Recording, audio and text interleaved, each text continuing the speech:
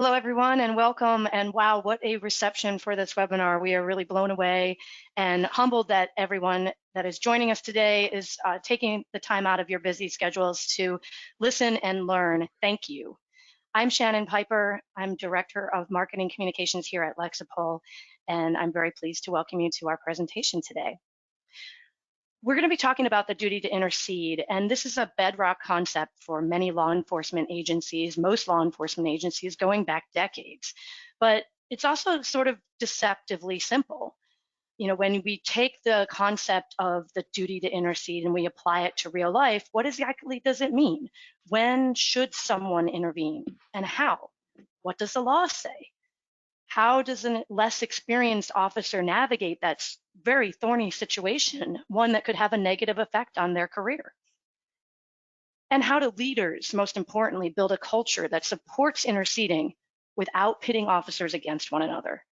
We don't have all the answers, but today's presenters are going to explore all of these issues and more. So I'm really glad that you all could join us.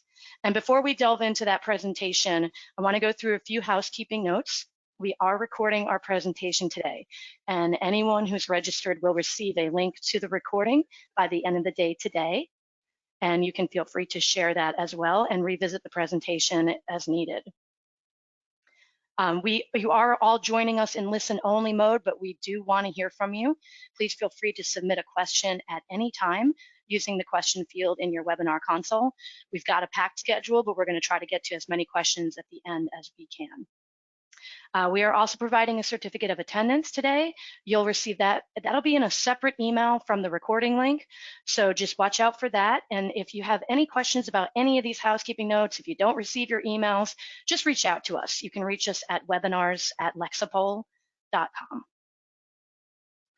Also, always want to remind those joining us that this is an educational presentation. It's not meant to be any sort of legal advice, so please keep that in mind.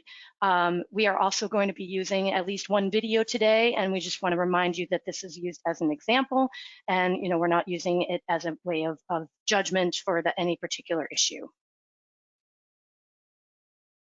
Now it's my pleasure to introduce our presenters, and you should see them pop up here on their webcams in just a second.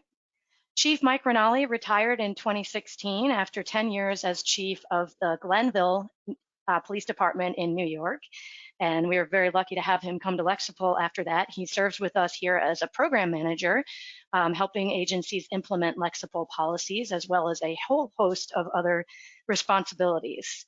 Prior to his time as chief with Glenville, Mike was with the Colony Police Department, where he held a lot of different ranks, including patrol officer, sergeant, detective sergeant, and lieutenant. He is an attorney and a frequent presenter on various legal issues, including search and seizure, use of force, legal aspects of interrogations and confessions, wrongful convictions, and civil liability.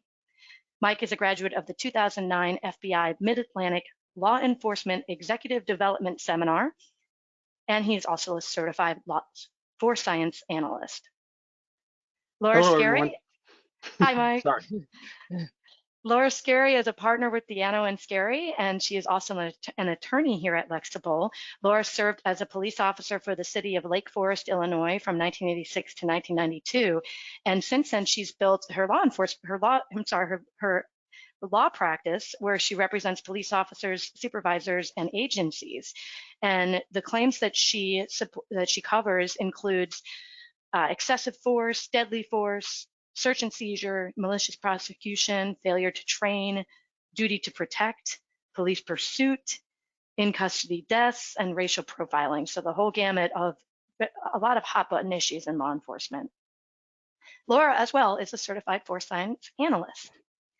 So I'm so pleased to welcome both of our presenters, and we're going to start by turning it over to Mike. Hi, everyone. All right, let's get right into this then. So what are we going to be talking about today? So the duty to intercede, or it's also known as the duty to intervene. What is it? And as with some other hot button words that are out there in policing nowadays, such as de-escalation and other things, it can mean different things to different people. So what Laura and I want to try and do today is try and hone this or fine tune it for you so you have a pretty good idea of what it is, what it isn't, and how to deal with it. So, but first off, we just want to acknowledge one thing very clearly. Laura and I both, and Shannon, we recognize that police officers, well, first off, we acknowledge and appreciate everything that you continue to do in these trying times. It's got to be brutal in some places out there.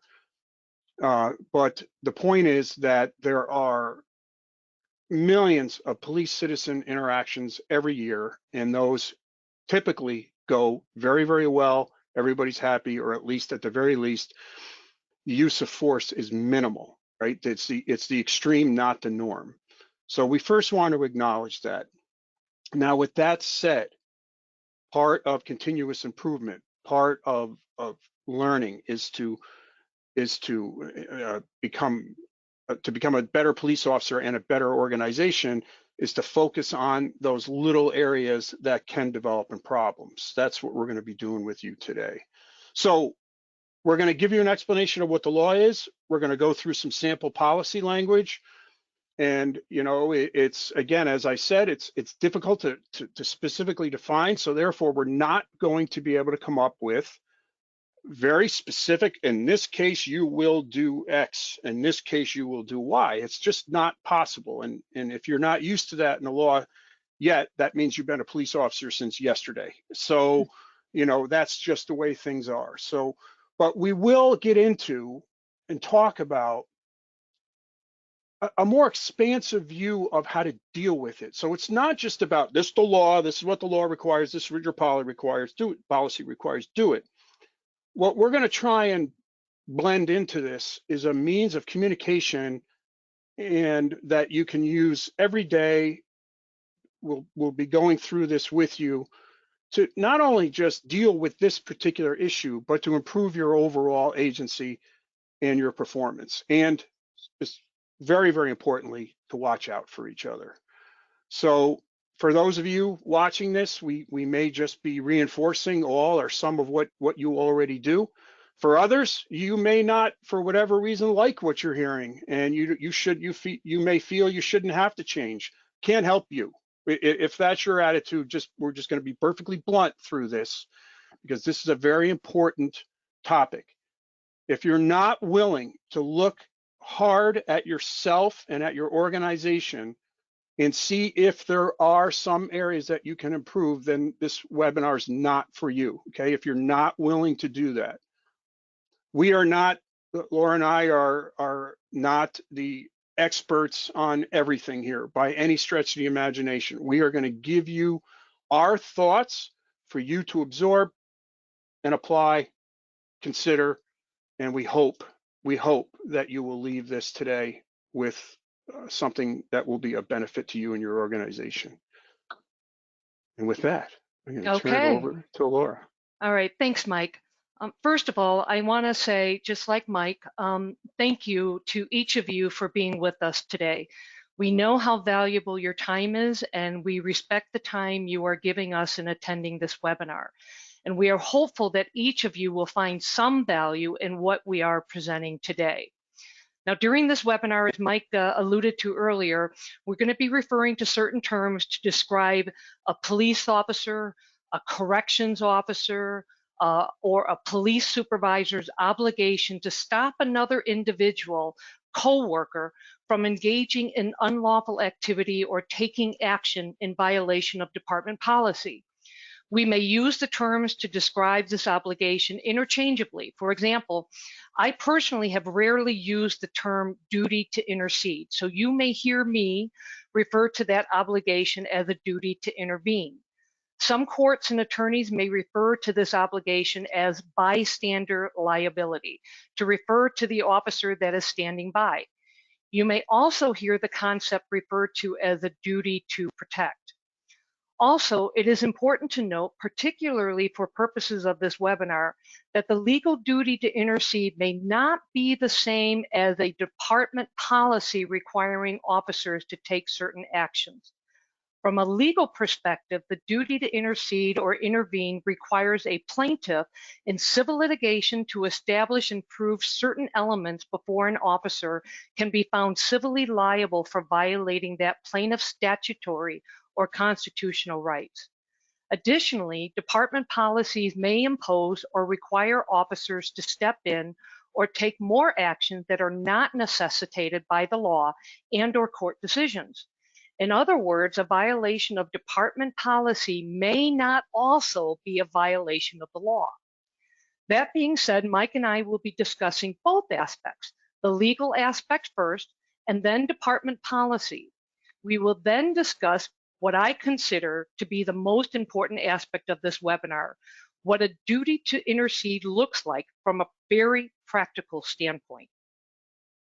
Now, from a legal perspective, in order for liability to attach to an officer for failure to intercede or intervene, the plaintiff must establish or prove that he or she has suffered an underlying statutory or constitutional violation. For example, to impose liability on an officer for failure to intervene, the plaintiff must have first suffered from some sort of legal violation as opposed to a policy violation by an officer. Typically, claims of failure to intercede are litigated in cases involving claims of excessive force. In other words, in a scenario involving two officers, Officer A and Officer B, who are attempting to take an individual into custody, let's assume Officer A uses some sort of force on the arrestee in the presence of Officer B, the bystander officer. Now, Officer B cannot be found liable for failure to intercede unless Officer A is first found liable for the unlawful use of force. Failure to intervene claims, however, are not limited to cases involving excessive force. They are also found in cases involving false arrest and claims involving the deprivation of medical care of arrestees and/or prisoners. Today, though, for purposes of this webinar, we will be focusing on claims involving the use of force. So what does a failure to intervene look like? What are some examples of officers failing to take action to stop a potentially constitutional or statutory violation? One of the earliest cases, and some of you may be too young to remember this, involves members of the California Highway Patrol attempting to stop and apprehend a motorist by the name of Rodney King in the early morning hours on March 3rd, 1991. So we're talking approximately 30 years ago. When Mr. King was eventually stopped after a somewhat lengthy pursuit, several members of the Los Angeles Police Department assisted in the arrest of Mr. King. Mr. King was ordered out of the vehicle and to assume what has been characterized as a felony prone position. Mr. King eventually got down on his hands and knees, but for whatever reason, he refused to lay prone. When officers attempted to physically force Mr. King to the ground, he became combative. The rest of the incident was captured on videotape by a private citizen, now identified as George Holliday, and the Holliday videotape became the center of much of the testimony at subsequent trials against the arresting officers. The video documented what appeared to be several baton strikes by several officers while other officers and supervisors stood by. 4 of those officers, Sergeant Kuhn, Officer Powell, Officer Wind, and Officer Briseño, were tried in state court way out in Simi Valley, California. However, the 4 officers were acquitted on all charges except for one count against Officer Powell, on which there was a hung jury. Following the state case, however, a federal grand jury indicted the 4 officers. While 3 of the officers were charged with willfully depriving Mr. King of his constitutional rights in violation of a federal criminal civil rights statute. And for those of you who are legal buffs, that statute is referred to as 18 U.S.C. Section 242. Sergeant Kuhn, on the other hand, was charged with willfully permitting the other officers to unlawfully strike Mr. King and willfully failing to prevent the assault of Mr. King by officers in his presence. A jury trial in that federal criminal case resulted in the acquittal of 2 of the officers, but a finding of guilty against Officer Powell, who was the officer who engaged in the striking of Mr. King, and against Sergeant Kuhn, who failed to prevent the strikes from occurring in the first place. And now the recent events involving Minneapolis, Minnesota Officer Derek Chauvin and 3 other officers captured on video appear to demonstrate one or more officers may have failed to intervene during the arrest of George Floyd, basically thrusting the duty to intercede in the national spotlight.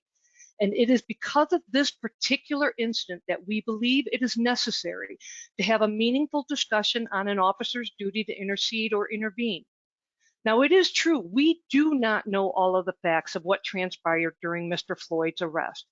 However, every officer, from the salty veteran on down to the brand new officer fresh out of the police academy, had to be asking themselves when they were watching the video why it was that none of the other officers engaged in some meaningful intervention during the nearly 9 minutes Officer Chauvin remained in the position we see here in the photo. And I use the term meaningful intervention with purpose here, because there have been reports that at least one of the officers may have asked Officer Chauvin once or twice whether they should do something different. And if it is true that that occurred, we have to ask ourselves whether that was enough.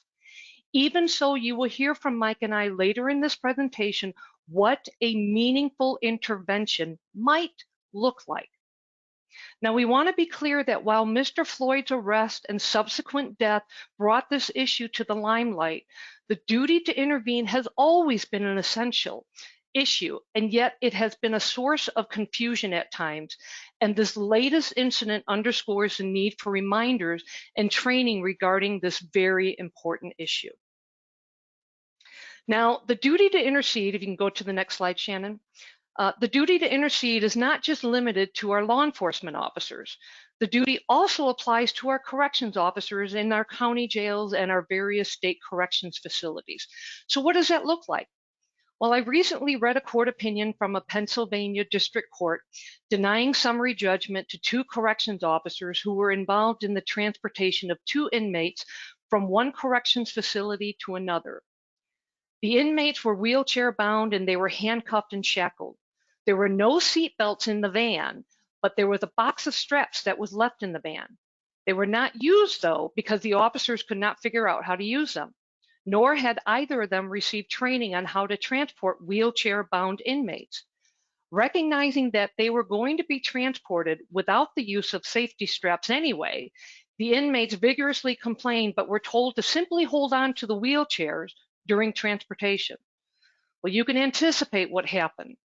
During the transport to the second facility, a car pulled out in front of the van, causing the driving officer to slam on the brakes, throwing one of the inmates out of his wheelchair onto the floor and knocking him unconscious. The driver of the transport vehicle pulled over to the side of the road. He notified the facility from which they came from, but he did not call for an ambulance. Instead, the driver lifted the inmate, who was still unconscious, by the way, back into his wheelchair.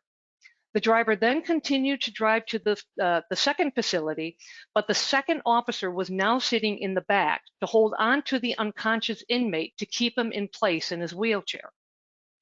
The inmate ended up filing a lawsuit against both corrections officers, claiming the officers were deliberately indifferent to his health and safety during transportation in an inmate vehicle.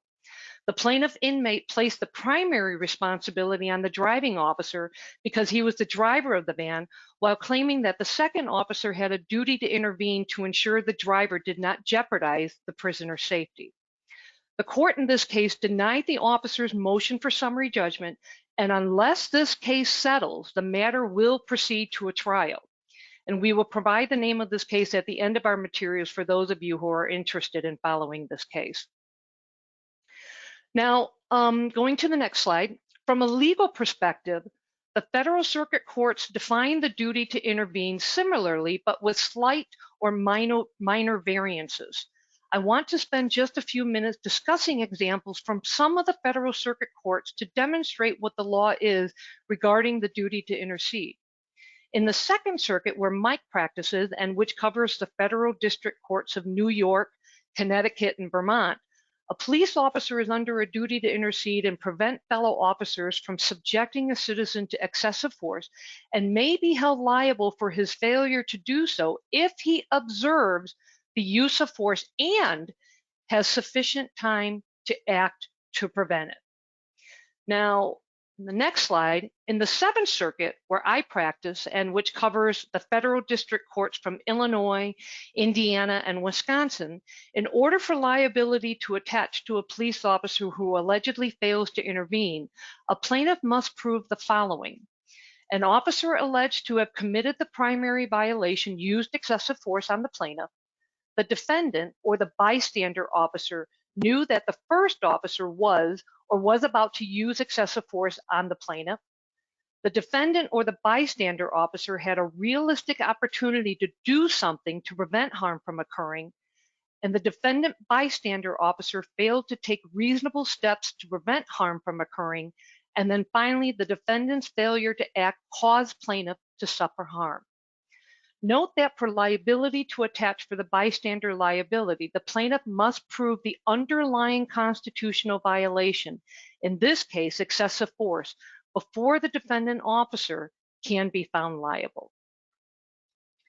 Now, legally speaking, in order for liability to attach for failure to intervene, it requires that the bystander officer or supervising officer to have sufficient time to act to prevent the alleged unlawful act. Thus, it's not unusual or uncommon for cases against bystander officers to be dismissed because the encounter was so brief that the officer simply would have had no opportunity to instruct or intervene the officer to stop or to take any physical action to stop the alleged misconduct. So let's say that you are one of two officers who have a hold of an arrestee after a traffic stop, each of you on either side of the individual, while the arrestee is standing a few feet away from the trunk of his vehicle. As you maintain control of the arrestee's right arm, your partner conducts a brief search for weapons when suddenly out of nowhere, your partner slams the arrestee's head down into the trunk.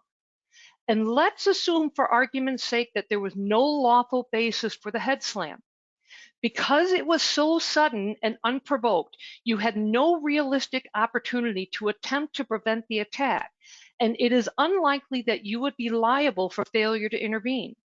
Now let's change the facts just a little bit. Let's say that as a result of the head slam, the arrestee falls to the ground. And let's say that your partner decides to drag the arrestee for whatever reason by his feet to the nearest squad car that is parked 50 yards away. Now, if you decide to allow your partner to do so without intervening, it might be more difficult for you to argue that you did not have time to act or intervene. Now, let's talk about some key practical issues. We all know that it is in the nature of law enforcement officers to work independently, and often subsequently arriving officers may not have the full picture of what has transpired prior to their arrival. Shannon, if you can advance to the next slide, please. So let's take a call for domestic violence as an example, because we know how unpredictable and dangerous those types of calls can be. Let's say that you are the second responding officer and you just pull up onto the scene. And as soon as you arrive in the backyard, you see your partner lunge at and tackle a male subject, and you have no idea what transpired within the seconds before your arrival. Not knowing anything about the call other than it was a reported domestic, do you trust your partner that he is acting within the parameters of the law? Or do you interrupt his actions without knowing the full picture? Would it have made a difference if you knew that the victim had recently been beaten by the suspect with a baseball bat and that the suspect was trying to escape once he was located in the backyard? This is what makes it all the more important that you can rely on the judgment of the officers you work with and back up. At the same time, their actions can expose you to potential liability. Thus, the old adage of, well, it was her call, I was just the backup, may not be good enough. And that's why it's in your own best interest to make sure that you can rely on your fellow officers. So with that, Mike, I'll let you continue on with some other key issues. All right, and I even remembered to unmute myself, so ready to go. All right, let me just, I just want to touch on a couple quick things. First, it was not my call, right?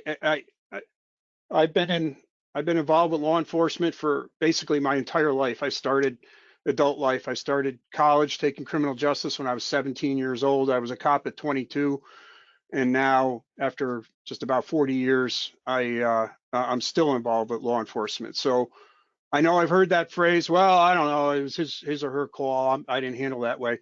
I can tell you right now, as you'll see as we go through, that's one of the things that has to change, because as I'm sure Laura will reinforce, guess what? If you're on that call, that's your call, because your name will be on that summons and complaint that comes in as part and parcel of this. So first, the first cultural aspect that we have to accept is we got to get rid of this, well, it's not mine, it's not, no, you're responsible for what you're on. So I also just want to back up for, give you another quick example of a Second Circuit case here. It was a Connecticut SWAT case. Now, I'm not going to get into all the facts, but I think it's important to just mention, because it'll show you how expansive this can be, this protection can be for the duty to intercede. So essentially what the key elements of the case were this: a regional SWAT team was planning to execute a raid on a house for just a small amount of what appeared to be just personal use controlled substances. So it's like, first off, scratch your head. Why are we going to do a dynamic raid, 3 flashbang deployments, break and rake team, front entry team with a knock and announce warrant? But anyway, that's what happened. I don't mean to bash but the planning here was questionable. And that's the key, because during the raid planning, 2 team members were off by themselves, just speaking to themselves that, why are we doing this? What's the whole point of this? But they never brought that up to the rest of the team or the team leaders. So that didn't come out until the lawsuit developed, because they ended up shooting and killing somebody inside the house and injuring another person. So when it did come out during depositions, the summary judgment for those 2 officers was denied, and the case, I don't know if it's settled or not, but the case would have been allowed to proceed as for those 2 officers as to whether or not they did in fact have a duty to intercede. I'm not saying they absolutely would be found by a jury. I'm not saying they wouldn't, but the key is that that's how expansive this can be. All right, so yeah, and also just to finish up, the domestic example is a great example of how you have to be able to rely on your other officers, and that's going to be critical coming up as well. That concept of relying on other officers, and I just wanted to point out, because I read an article about somebody was protesting at a meeting, a council meeting somewhere in the country, and they were objecting to the language of the duty to intercede that particular agency had, because it relied on the judgment of the officer. Look, Laura and I can't teach to that, right? We can't. So for those out there that are waiting to type in a question as to, well, what do we do? We can't teach to unreasonable expectations. What we can teach to, or not, I shouldn't say, impossible expectations.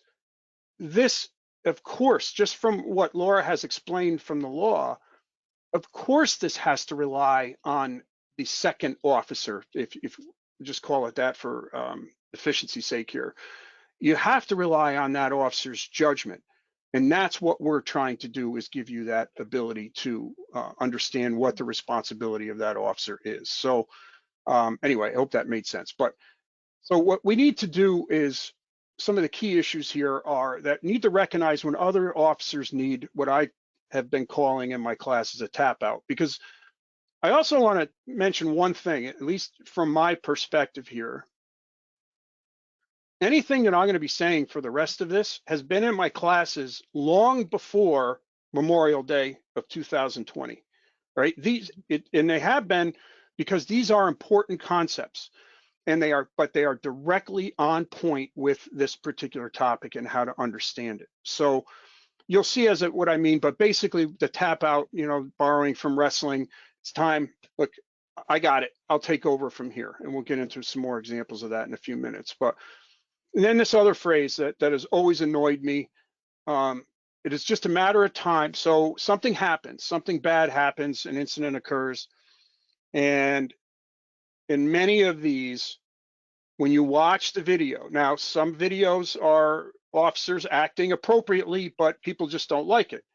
I'm talking about the videos where the officer's not acting appropriately and it maybe intentionally torques up somebody or does whatever. My experience has been there's somebody at that agency that afterwards they're having coffee with another officer or they're just talking. It was just a matter of time before that guy did something like that. And folks, that cannot exist under this topic of what we're talking about today. You need to be able to pull in to a scene as a backup, and you need to be able to rely on the judgment of that person. And if you have that guy, as is described in the slide, as the one that you're backing up, then it's your fault just as much as his. We can't have that anymore. We cannot allow that person to continue on. And I'll talk more about peer involvement and everything. And this isn't just about use of force cases. So we're talking about any type of constitutional violations here. I mean, it just off the top of my head, you could have a system in place where you're intentionally, say, violating somebody's Fifth and Sixth Amendment rights in order to try and get confessions, right? That is not appropriate. The duty to intervene would, in my opinion anyway, apply in that situation as well. All right, so now how do we do this?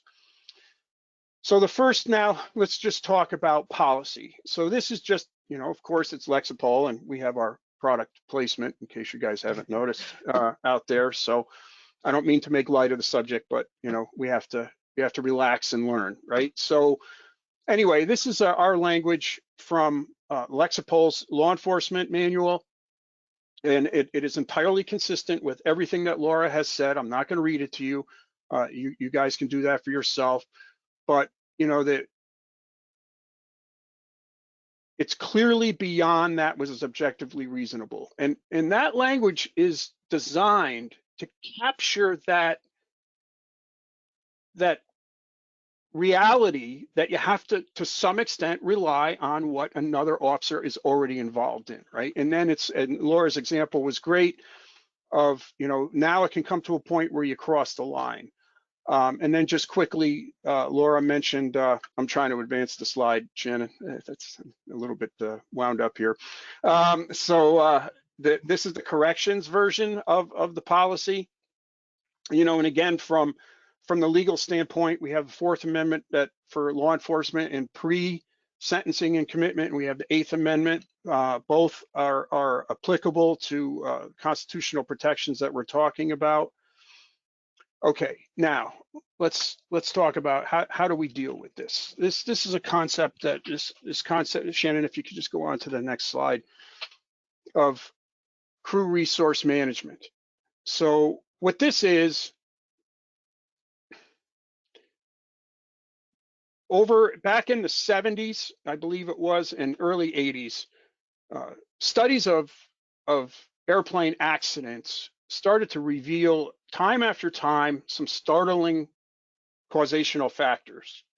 And there were a variety of things, but one that was very, very consistent was the inability for a flight crew to effectively communicate with each other, right? They would not effectively communicate with each other. So it would be, so Captain, you want to check our altitude?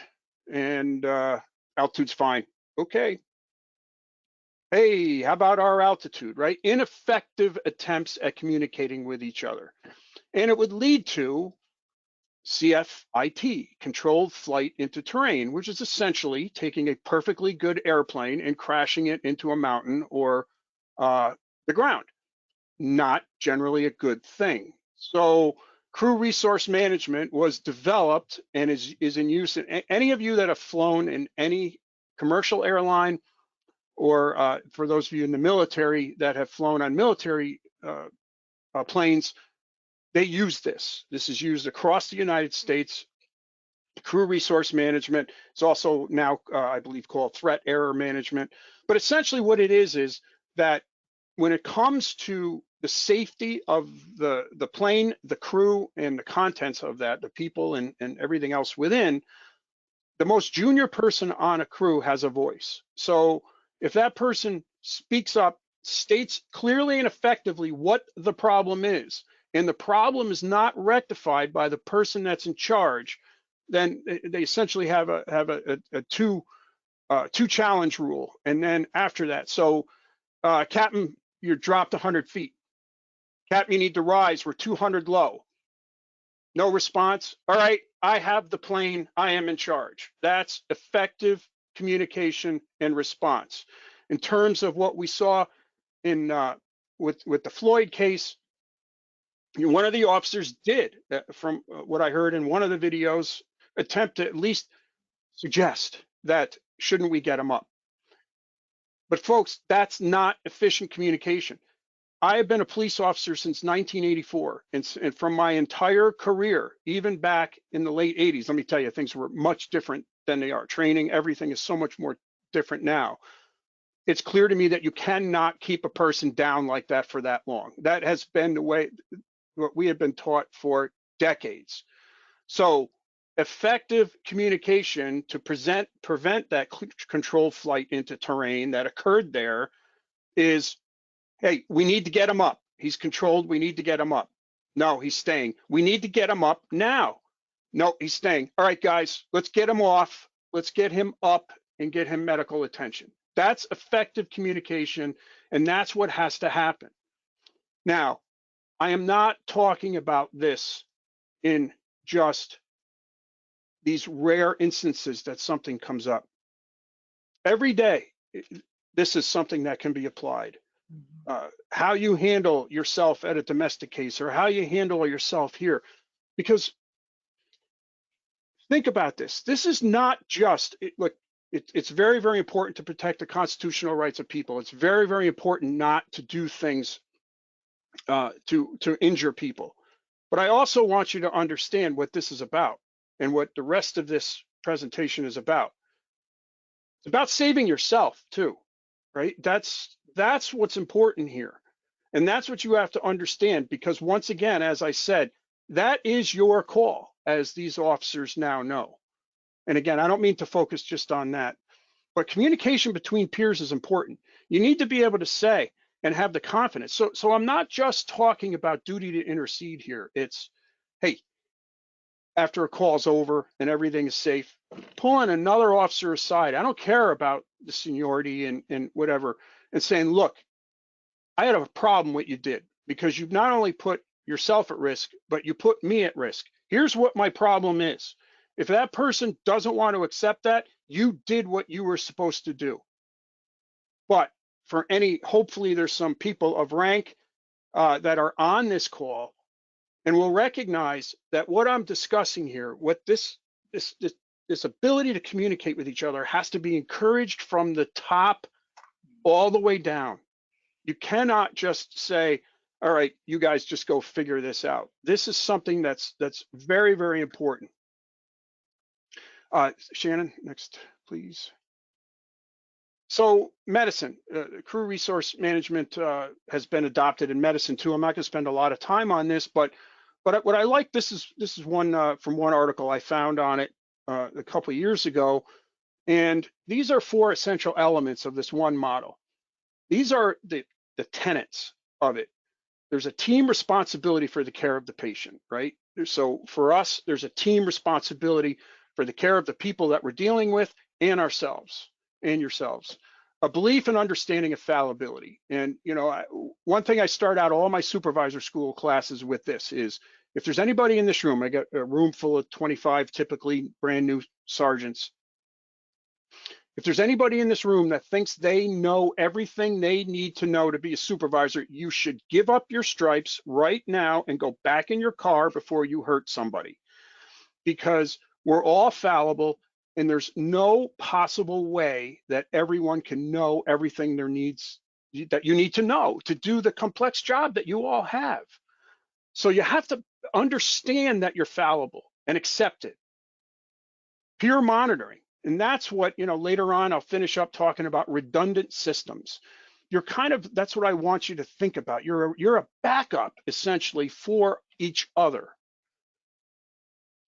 And that you have to be aware, everybody, this team member awareness, a care status, team member status, and available resources. So while you are there and assessing a situation and you're determining, like in this context of what we're talking about, the initial use of force, okay, now, do we still need to do what we're doing? So, and the peer monitoring, I just need to add this too, because I've heard other risk managers, and I do not disagree with this statement at all, but I've heard many, many times, and I've said it myself, and I'll still say it. One of the weak links, and I mean no disrespect to anybody, it is what it is. One of the weak links in law enforcement is first line supervision. But here's the problem, folks. That's fine when you have an agency of a size where you always have a supervisor working, and you may have a supervisor always available to show up at a call. But the reality of American policing is the vast majority of cases, of agencies are small and deal with an officer in charge system. So without this ability to communicate, you've got a lot of potential problems lying in wait, as our company founder, Gordon Graham, would say. I'm really trying to get my plugs in here. I'm talking about Gordon. I got my product placement. And I'm going to go on to the next slide, Shannon, please. All right. So sources of risk. What causes problems that we need to be on the lookout for? So malice is one. I don't think I really need to say anything more about that. Malice, arrogance, just lack of care about whether it's somebody's rights. We cannot have that in policing. We never should have, but we cannot have that anymore. They need to be disciplined and, if appropriate, arrested. All right. I'm not going to, that is what it is. However, lack of training, experience, skill. Somebody is trying to take somebody into custody, and you're in an agency that hasn't had, say, defensive tactics training in 2 or 3 years, and you see somebody misapplying some type of control move that could lead to serious consequences. You've got to say something, right? You have to, ooh, that's not the way it was. So those are things to watch out for. Anger, huge, huge problem. And I will say now, I get it. Some of you are dealing with some horrible things being thrown at you, being spit on. I've heard of urine being thrown at officers, and I get it. Anger can be a problem, because here's the reality too. Everybody on this call is a human being. And because you become a police officer does not change that. So you're susceptible to it, but we have to watch out for each other. And then the last possibility is that hormonal dump, the adrenaline rush, as people call it, where boom, all of a sudden everything is you're getting the tunnel vision, you're getting the auditory exclusion, and you're just focusing in on, and you're all hyped up. And that is a big one too, that where the tap out could be necessary. Can we go on to the next?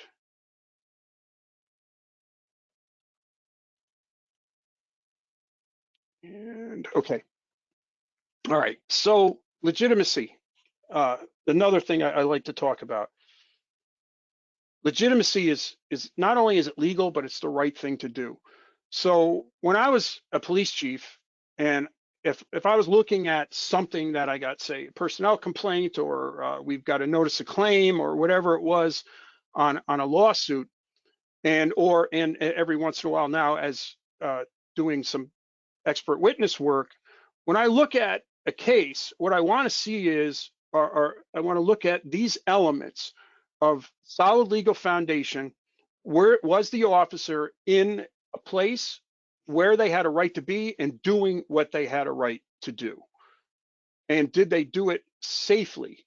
And by safe, look, everybody in this profession knows there's no way to do your job completely safe. But the point of priority of life is you don't risk your life unless it's necessary. And you have solid goals and objectives for action, for your actions.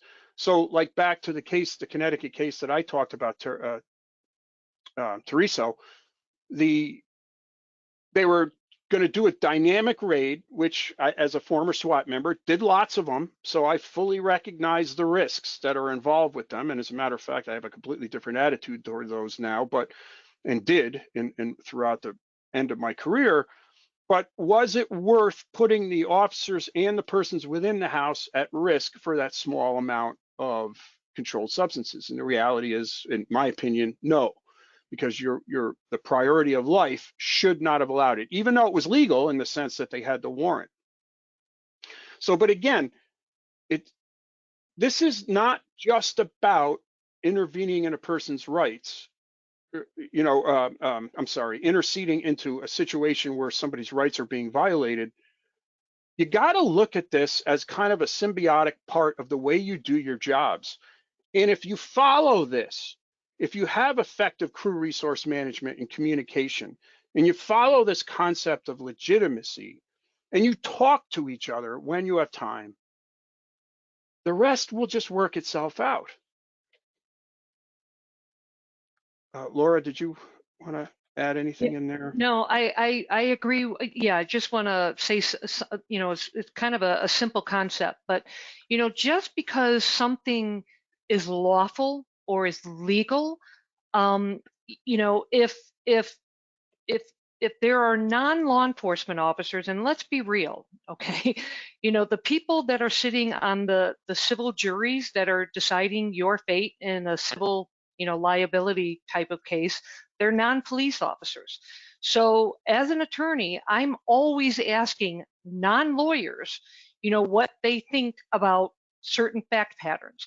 And I think, Mike hit the nail on the head. Just because something may be legal, and especially in those close cases, if people are going to be turning their heads sideways and saying, well, did the officer really have to do that? Then those are the cases that we may not be risking, taking to trial. So I agree with Mike, what he's saying is, we've got to look at it not just from a legal aspect, it's got to be from a practical or a safety aspect as well. Thank you, Laura. Go on to the next slide, please.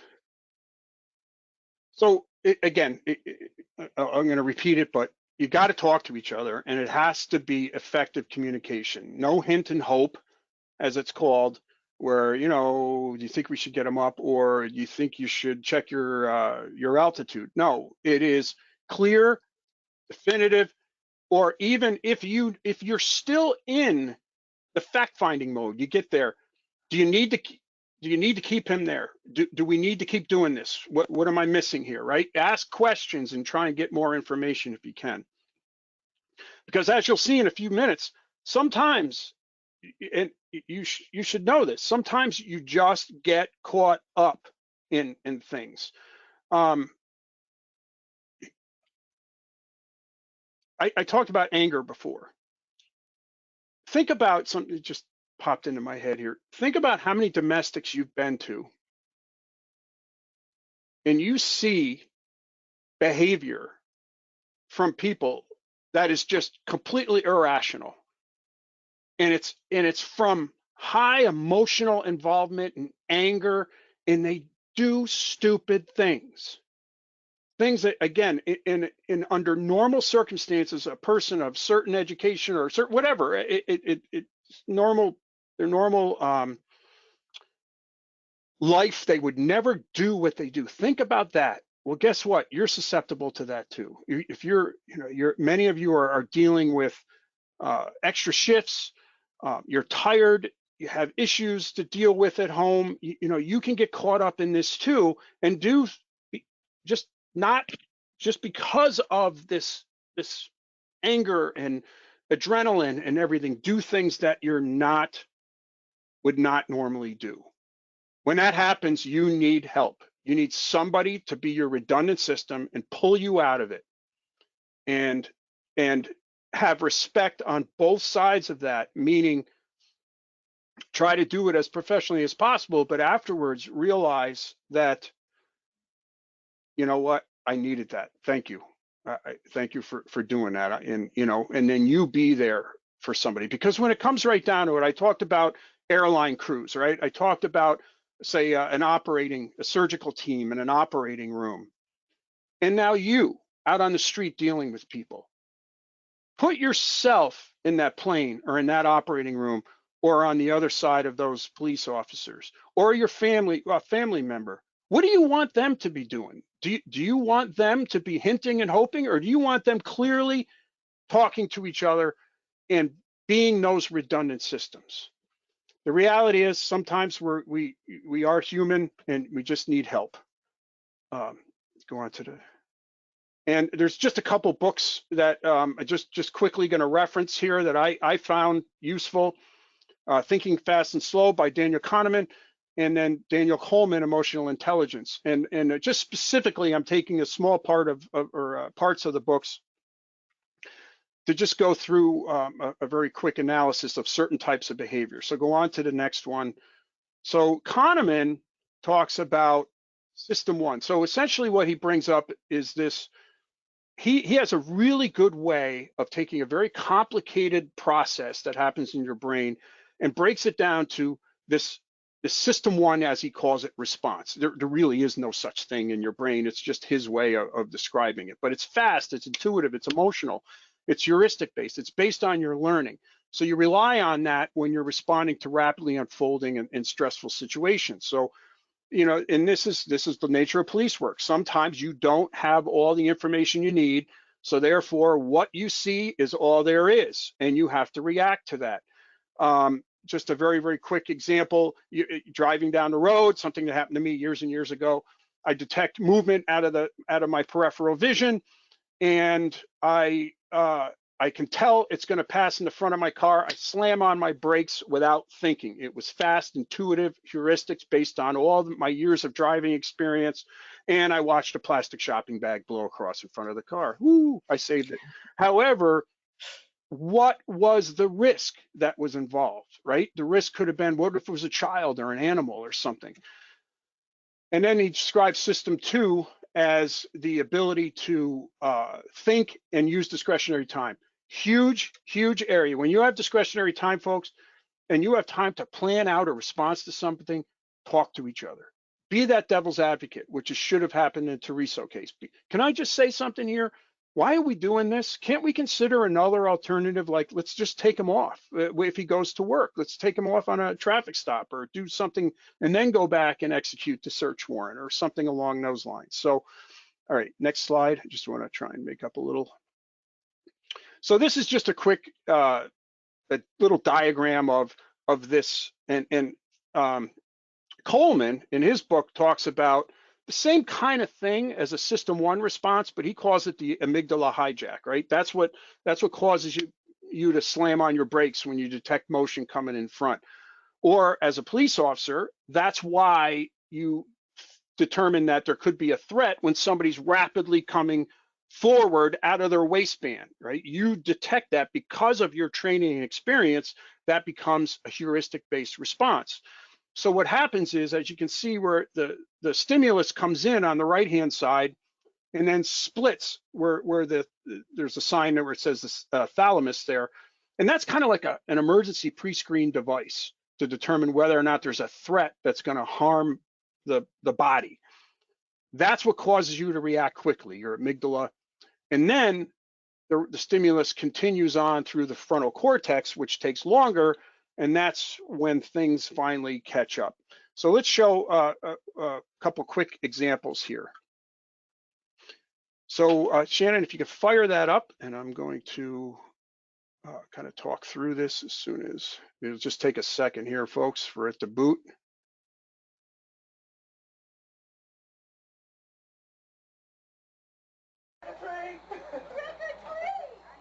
So nothing to do with policing, but everything to do with policing and what we're talking about here. I got two guys. So this guy decided it would be a good idea. This is the Darwin area here. Decided it would be a good idea to dress up like a scarecrow and sit on his porch and scare people. Well, what he didn't expect was to have a boxer, somebody trained in boxing, as you could tell from his response. That was a system one. That was an amygdala hijack. That was quick, automatic, heuristic based on his training. I would certainly hope there's not a cop in the world that would ever go to a call like that and arrest that man for what he did, because it was kind of a knuckleheaded thing to do, right? But that's what it's about. And in terms of duty to intercede, that's what Laura was talking about before, as far as sometimes you can't intercede in that, and when something happens that quickly. And so, you know, that's just a good example. But this is how things work. This is how things can sometimes occur. Now, let's talk about a situation where, Shannon, if you can just go ahead and fire this one up. This is a case that came out of the 11th Circuit, and I'll just set the stage here until I get blinked out. Go ahead, Shannon, and I'll just watch for Let's see your fucking hands! So this officer was trying to stop this pickup truck for a number of miles. Get out of the car! Put your He seatbelt finally on gets the now! car pulled over. See the traffic? Get how out! close they are here? Don't you really get out? You shut up!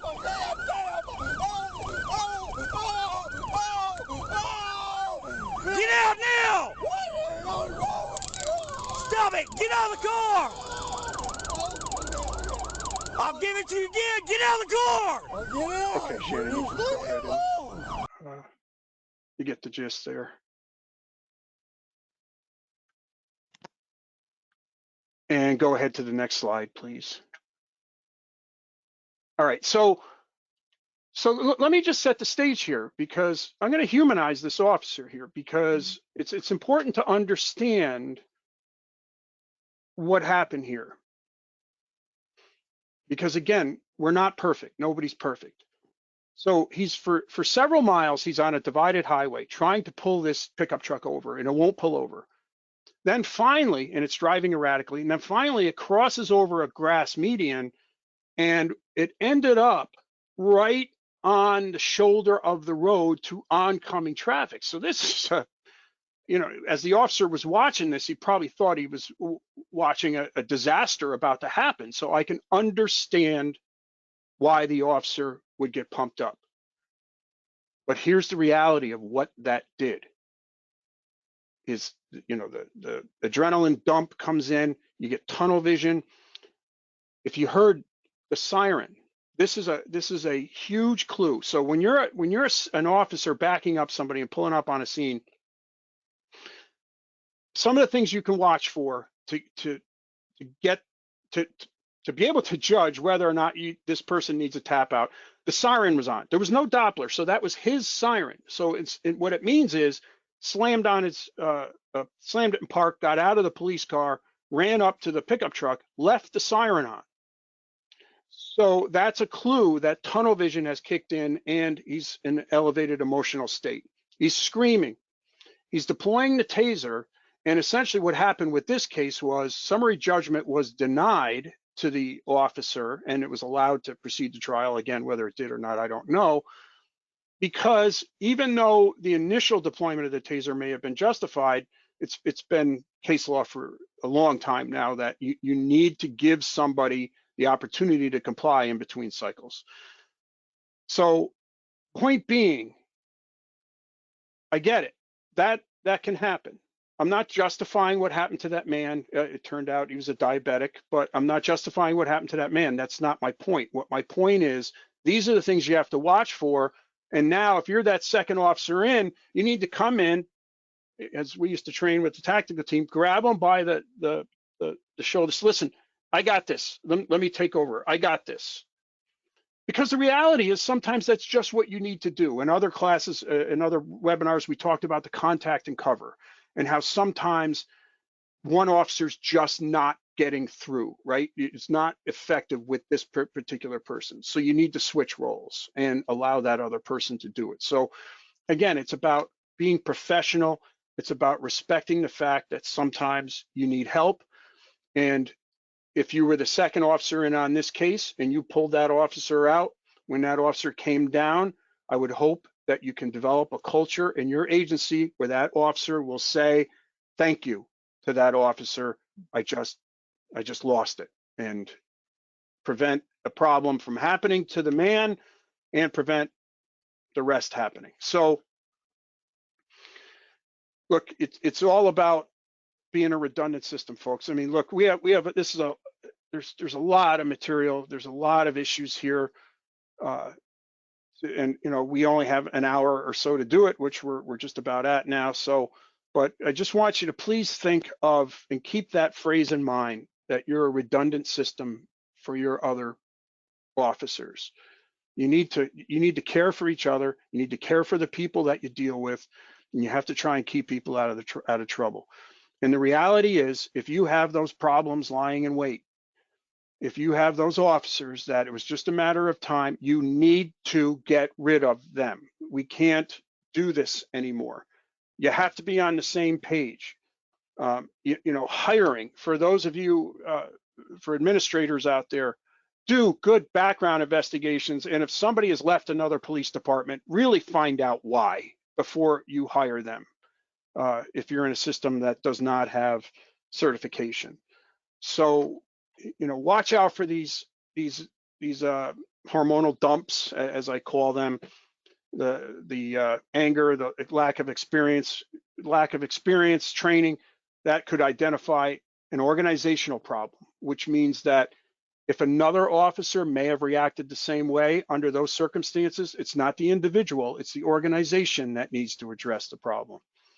And please accept that no human being can be the master of everything that you need to do. You just can't. You need to be able to rely on each other.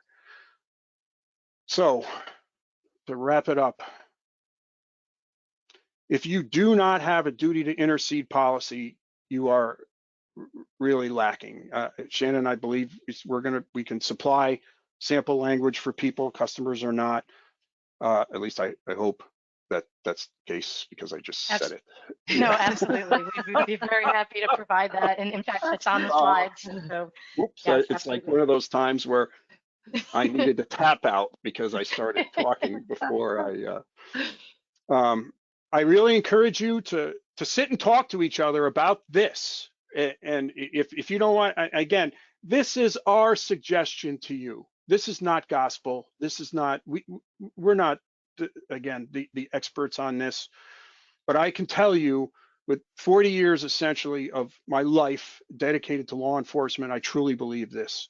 And I know Laura is dedicated to defending and representing police departments and police officers. So I'm sorry, Laura, I don't mean to speak for you, but in training scenarios, reality-based training, you have to build in scenarios where the duty to intercede needs to happen, right? So a role player is the first arriving officer, in other words. And so, Laura, any? Yeah, I just, this is a great segue, because, I was thinking about, in preparation, for this webinar, what is the takeaway? What's the biggest takeaway that I want anybody who is attending to take from this webinar? And that is the training on what an officer can do to make the response to the call better, to minimize the risk of having another incident happening, or it happened just like what happened in Minneapolis, Minnesota. What can we do for these young officers who are fresh out of the academy, going up against basically a culture that they have never been involved in, just coming out onto the street for a few weeks at a time, right after graduating from the academy. How can we allow them to feel comfortable enough when they're involved in a call with a 20-year veteran?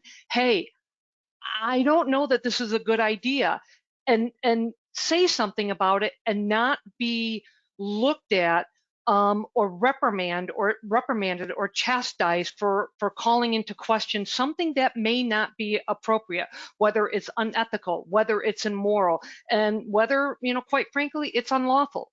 We've got to make the culture better for everybody, so that way there's trust amongst all of the officers that we're working with. And I know, and this goes back to what Mike said earlier. The majority of you are doing everything right. The majority of agencies are doing everything right. And I know that. I know that because as an attorney, I'm not beholden to one agency.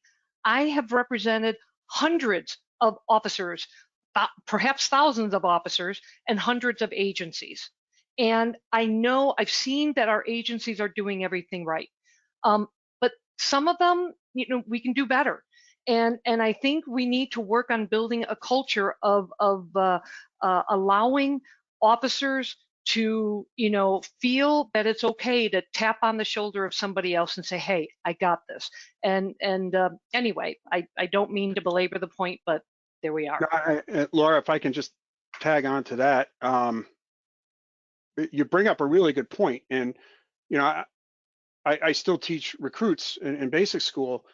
And I try to prepare them for this. When they go out into their FTO period, that's a perfect example of what you're explaining. These new recruits, they're essentially basically told, shut up and listen, right? That is not appropriate, because here's the thing. Unless you're in an agency that has the ability to provide a lot of training, you have these young, well, they don't have to be young, but you have these recruits coming out of the academy with their heads full of fresh information.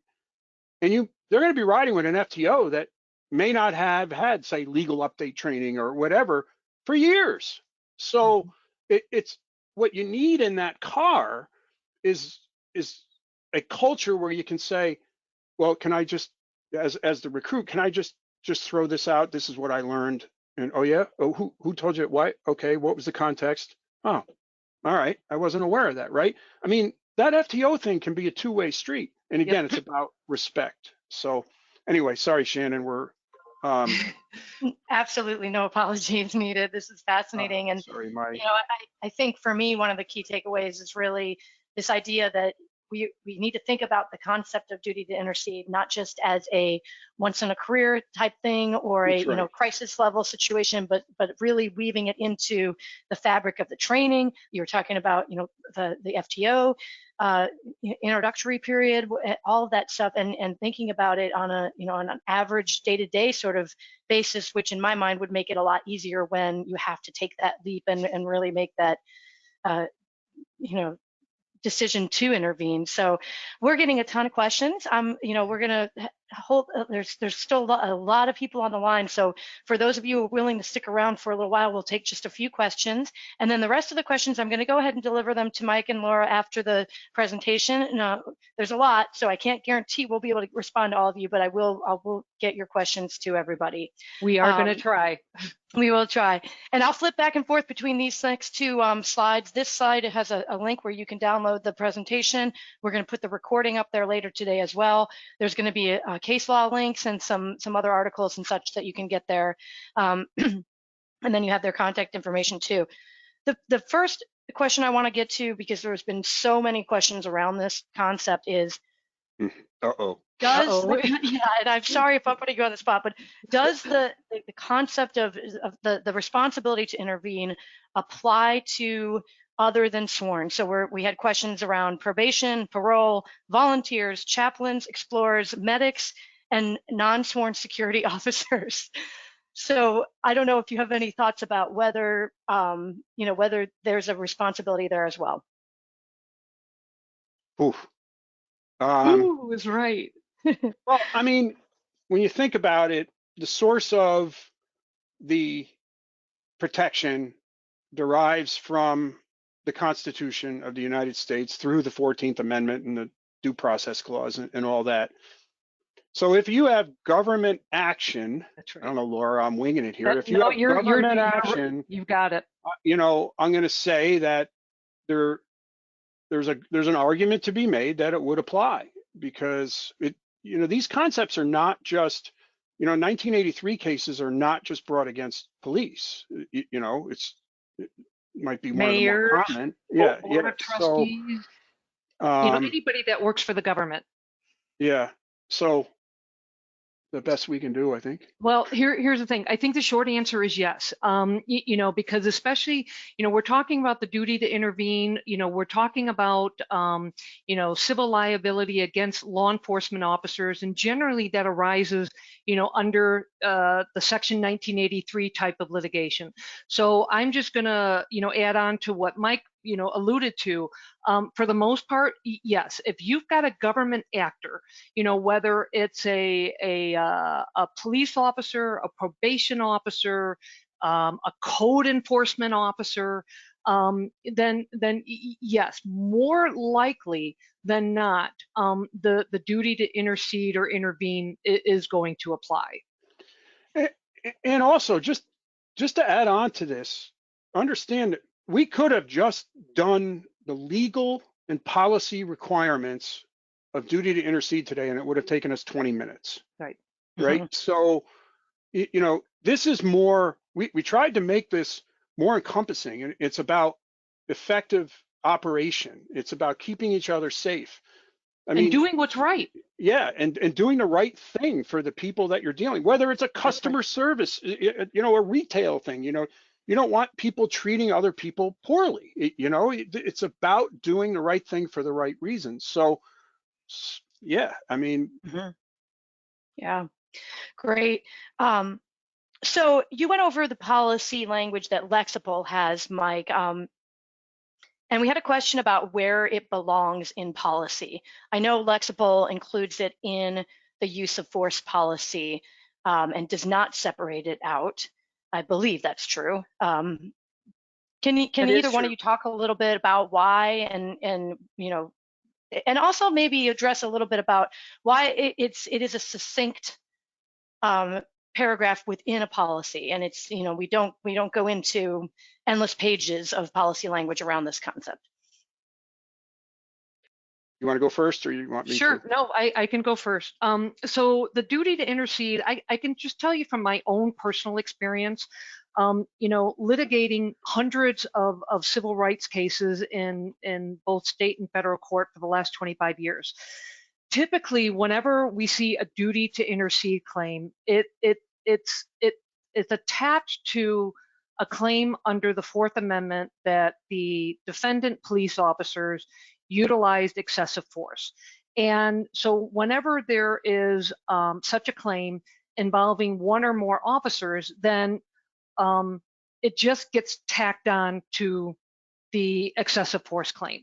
So that's where realistically we are seeing the majority of the duty to intercede claim. So it makes sense, I think, for the duty to intercede to be a sub-paragraph within our use of force claim or our use of force policy.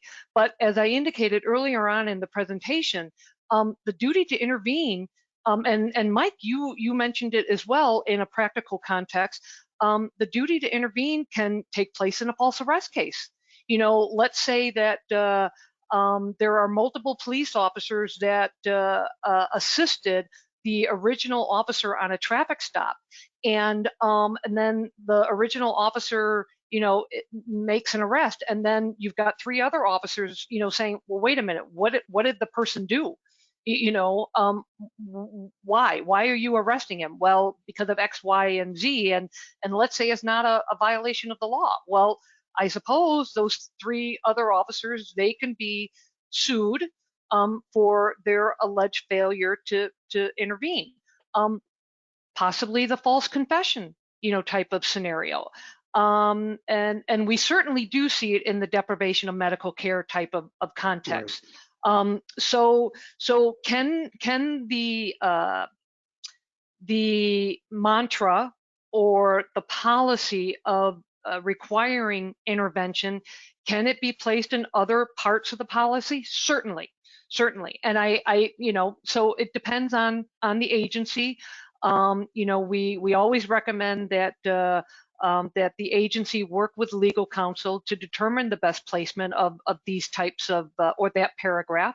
But that's the reason why I think in to give a short summary, that's why it does fall in the use of force policy.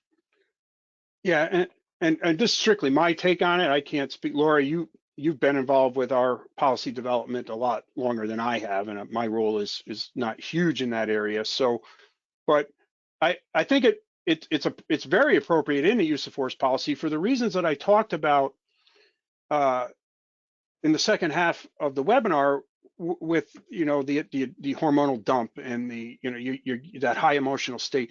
Those are more likely to occur during a use of force incident, right? I agree. Whereas other things you have more time. Plus, I think if for Lexipol customers, if you went through our standards of conduct policy and you look at all the requirements of the standard of conduct, I think you're going to find tendrils in there of this, right? That you do have an affirmative responsibility to report certain actions and to take certain actions if you see other officers doing things or become aware. So I do believe we have it. It's just not labeled that. So that's my take. That makes sense. Yeah, great. Thank you. I know these questions are never easy, but or they're always complex. So we are getting really past the top of the hour. I'll take one more question, and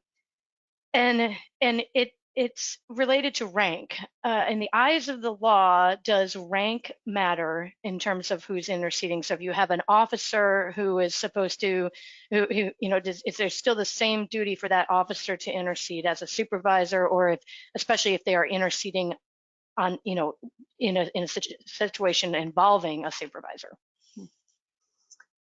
I think the rank thing's important for you, Mike, but I just want to hit on something. In Section 1983 litigation, and as well as state court litigation, supervisors can be liable for their failure to supervise. So in that, pigeonholing that issue in a case, does rank matter? Yes. Because the supervisor can be personally liable for failing to supervise if he's personally involved in the incident. But in terms of a practical matter, I don't think that necessarily is the case. And I'll digress to you, Mike. So I'm sorry, Laura, just clarify what you mean, not necessarily the case. Well, I think, because in a lot of these situations that we're talking about, we're recommending that there should be a cultural shift. You use the FTO, right. As an example. Yep. So sorry. Yeah, no, I just wanted to make sure I understood. So yeah, I mean, in what we have described today, a sergeant is just as fallible as a police officer. Right. And so you need that. Like, for instance, in the Teresa case that I've referred to a couple of times now, they were just mere team members. The team leaders were the ones that were developing the plan. But by law, anyway, they should have said that. And look, sometimes you just get, when you have a certain role and it's you're trained like a tactical officer or whatever, and you're tactical supervisor, you want to get used and stuff. Sometimes, a square peg requires a round hole in your mind. You're fixed on this is what the response is going to be. So it might be a good thing for an officer to say, hey, can I, like I said before, can I just be the devil's advocate? Can I ask you why we're doing this? And yeah, do I foresee in current in police culture out there, do I see some of this heads butting going on and supervisors getting pissed off? I do. Mm-hmm. This is why it needs to come from the top, and it needs to be integrated into the culture of the organization. And people need to respect the fact that you're all responsible, because I will say this again, if it were you in the back of that plane, you're going to want the lowest ranking person that identifies that the highest ranking person has an issue. Tell me you don't want that person to speak up and do something. And when it comes to people's rights, and when it comes to keeping yourself out of trouble and keeping yourself safe, this is what has to happen. You know, and I want to add something to this. You know, I know that Mike and I, you know, we're pushing this, you know, our suggestions, and that's just what they are. They're suggestions. And you know, and again, we have to reiterate, a lot of our agencies are doing the right things, but you know, like anything, when something is just shoves this issue into the limelight, you know, we need to look internally. We need to engage in some retrospection and just ask, can we improve upon what we have? And I think the answer is yes. So again, we're not attacking law enforcement. We're not. But it's just No, God, these no. are We're trying. right. Yeah. We're just making some suggestions of, you know, what can we do something better? And I think we can. I think law enforcement, you know, thank God for law enforcement. And Yes. you know, thank you, all of you that are on this call. Thank you. Thank your fellow officers for everything that you do every day. And so with that, you know, sorry to belabor that, but No, and I just have to add to that. I have to thank you personally myself, because I just, this is just killing me to watch what's happening to law enforcement out there. And just please stay the course, and watch out for each other. It's a great message, and something that, you know, we here at Lexipol are really committed to doing whatever we can to support law enforcement and support the constitutional policing. Laura, Mike, thank you so much for this webinar, and we're getting lots of great comments and questions still. And thanks to everyone who attended. We really appreciate it. There's the link again where you can get more information. Please feel free to share the recording with anyone, really. We'd love for as many people to watch as possible.